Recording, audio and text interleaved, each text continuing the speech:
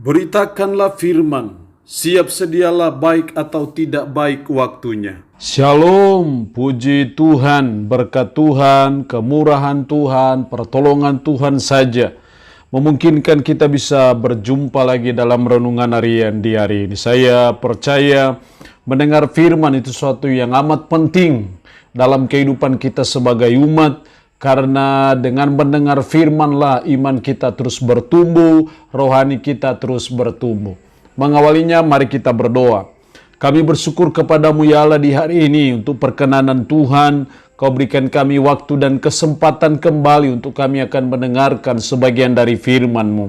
Roh-Mu yang kudus, tolonglah kami, urapilah dan berkatilah kami dengan firman-Mu di hari ini. Dalam nama Tuhan kami Yesus Kristus kami berdoa. Amin. Nats firman Allah yang menjadi perenungan kita bersama di hari ini, saya ambil dari Injil Matius pasal 10 ayat 5 sampai dengan ayatnya yang ke-15. Secara khusus saya akan baca ayatnya yang ke-5, demikian firman-Nya. Ke-12 murid itu diutus oleh Yesus dan ia berpesan kepada mereka, janganlah kamu menyimpang ke jalan bangsa lain atau masuk ke dalam kota orang Samaria, melainkan pergilah kepada domba-domba yang hilang dari umat Israel. Demikian kebenaran firman-Nya hari ini yang mengajar dan menasihati kita. Yesus mengutus umat-Nya. Saya percaya seperti Yesus mengutus murid-murid-Nya, demikian juga Yesus mengutus kita sebagai umat-Nya, sebagai anak-anak-Nya yang Dia sudah tebus dengan darah yang mahal di Bukit Golgota. Saudara dan saya juga diutus oleh Yesus. Jelas sekali dalam ayat 5 tadi, ke-12 murid itu diutus oleh Yesus. Saya percaya sama seperti Dia mengutus murid-Nya, demikian juga Yesus mengutus saudara dan saya sebagai murid-murid-Nya. Lalu pertanyaannya adalah, Yesus mengutus kita untuk apa? Yesus menyuruh kita untuk buat apa? Ada dua hal yang harus kita buat. Masih ayatnya yang ke-6, melainkan pergilah kepada domba-domba yang hilang dari umat Israel. Pergilah dan beritakanlah, kerajaan sorga sudah dekat. Pergilah dan beritakanlah, kerajaan sorga sudah dekat. Artinya yang pertama, Yesus mengutus kita sebagai umatnya untuk apa? Yaitu untuk memberitakan kerajaan sorga. Dalam konteks pada waktu itu sudah dekat karena rajanya sudah ada. Namanya Yesus Kristus. Makanya Yesus berkata bahwa kerajaan surga sudah dekat. Ini juga yang perlu kita beritakan sebagai umatnya, sebagai murid-muridnya, untuk memberitakan kerajaan surga kepada orang-orang lain, supaya orang lain juga bisa masuk dalam kerajaan surga itu. Nah, yang diprioritaskan adalah kepada domba-domba yang hilang dari umat Israel pada waktu itu.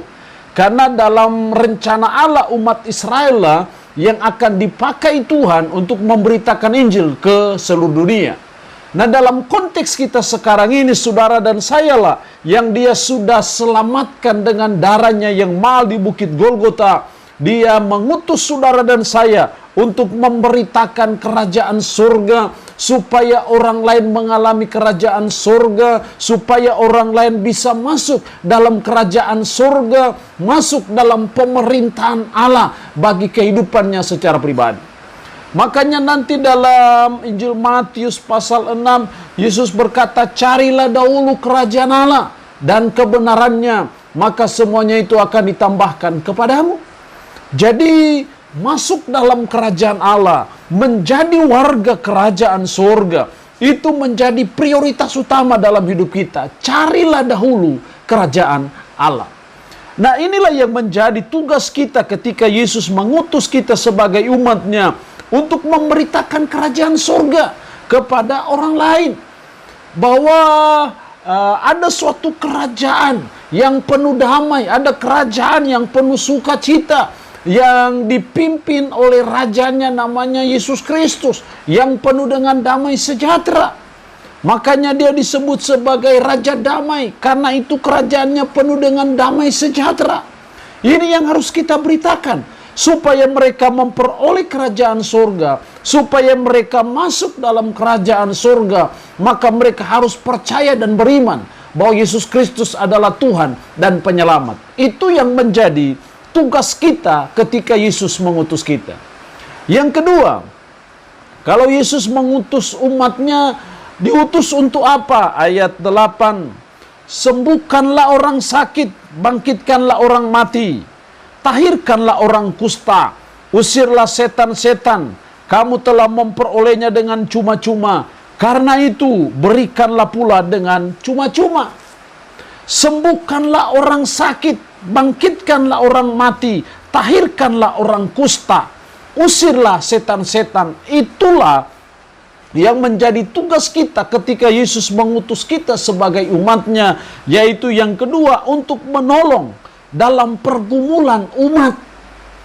Kita hadir untuk membantu mereka, kita hadir untuk menolong mereka, kita hadir untuk mendemonstrasikan kuasa Allah bagi orang lain, yaitu menyembuhkan orang yang sakit, membangkitkan orang mati, menahirkan orang kusta, mengusir setan-setan. Itu juga menjadi tugas kita ketika Yesus mengutus saudara dan saya. Prinsipnya adalah kita hadir, kita diutus untuk menolong dalam pergumulan umat. Ada umat yang dalam keadaan sakit, kita mendoakan supaya dia bisa sembuh. Bahkan yang mati kita mendoakan supaya dibangkitkan. Yang tahir supaya, yang kusta supaya ditahirkan. Yang kerasukan setan kita berdoa mengusirnya. Itulah yang menjadi tugas yang Yesus percayakan kepada saudara dan saya sebagai umat. Sudah barang tentu kita menolong umat dalam pergumulan. Ada banyak macam pergumulan umat yang dialami, bahkan oleh orang yang belum percaya kepada Kristus, banyak pergumulan. Dan kita hadir diutus untuk menolong mereka dalam segala pergumulan mereka. Karena itu menjadi tugas dan tanggung jawab kita. Ada hal-hal tertentu yang secara khusus mungkin kita tidak bisa dilakukan, tetapi pada prinsipnya bahwa kita diutus ini untuk menolong umat dengan segala pergumulan yang mereka alami. Ini menjadi tugas dan tanggung jawab kita. Nah, pada waktu melaksanakan ini, Tuhan sudah memberi dengan cuma-cuma, kita juga harus memberi dengan cuma-cuma. Pada waktu kita diutus untuk menolong umat dalam pergumulan, memberitakan kerajaan surga, kita harus memiliki modal, yaitu modalnya dengan iman. Ayat 9, janganlah kamu membawa emas atau perak atau tembaga. Janganlah kamu membawa bekal dalam perjalanan. Janganlah kamu membawa baju 2 helai kasut atau tongkat, sebab seorang pekerja patut mendapat upahnya. Artinya bahwa dalam kita melaksanakan pengutusan oleh Yesus Kristus, kita harus melakukannya dengan kerelaan, kita harus melakukannya dengan bermodalkan iman. Bukan bermodalkan kekuatan-kekuatan kita atau kemampuan-kemampuan kita, sarana-sarana yang lain.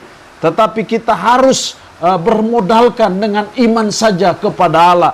Itulah dalam memenuhi panggilan Tuhan, dalam memenuhi Yesus mengutus kita umatnya.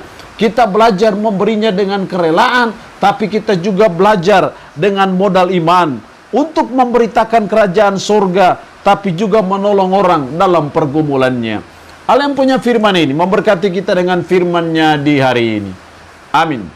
Mari kita berdoa, puji syukur untuk kebenaran firman-Mu hari ini, yang mengajar dan menasihati kami. Yesus mengutus umat-Nya. Seperti Yesus mengutus murid-murid-Nya, demikian juga Yesus mengutus kami umat-Nya, yang Dia sudah tebus dengan darah yang mahal di Bukit Golgota, untuk memberitakan kerajaan surga, untuk menolong orang dalam pergumulannya. Kami sudah menerima dengan cuma-cuma. Tolong kami supaya kami juga memberi dengan cuma-cuma. Tolong kami dalam melaksanakan pengutusan ini dengan bermodalkan iman dan bukan bermodalkan kekuatan kami. Roh-Mu yang kudus, tanamkanlah, meteraikanlah firman dalam hati dan pikiran kami, dan sanggupkan kami untuk bisa memberlakukan firman ini dalam hidup kami sehari-hari. Mohon berkat-Mu bagi umat-Mu yang mendengarkan renungan harian di hari ini, yang sakit dalam nama Yesus Tuhan jamah dan Tuhan sembuhkan. Yang dalam keadaan mengalami pergumulan, dalam nama Yesus, Tuhan berikan jalan keluar. Terpujilah namamu Tuhan. Dalam nama Tuhan Yesus Kristus kami berdoa. Amin. Shalom. Tuhan Yesus memberkati kita dengan firman-Nya di hari